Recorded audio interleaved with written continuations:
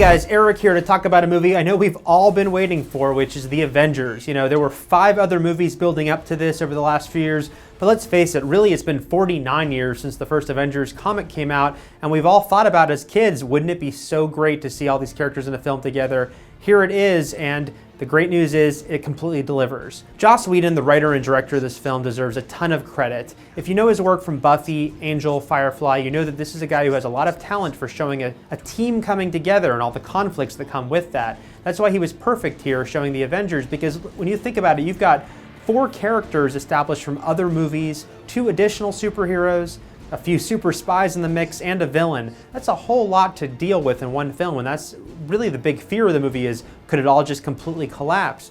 Whedon makes it all work. We buy into all these characters, we buy into their interaction.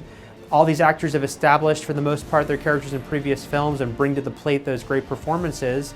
But what really works is the scenes of just them talking, interacting, of seeing what would it be like if Captain America and Iron Man were in an argument, much less fighting alongside each other. One fear is that with so many characters, everyone might not get their due, and I would say Hawkeye, in some respects, he kind of got the short straw here. He's cool in what we see him in, but there's not a lot for the character, and especially considering he really hasn't been established except for that cameo outside of Thor. It's too bad. Hopefully in future films we'll get more for him. On the other hand, Black Widow, who I thought didn't really come off that great in Iron Man 2, very cool character here.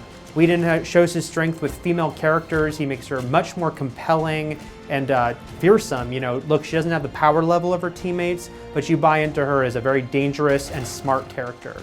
I think the standout, though, is going to really be the Hulk for a lot of the audiences.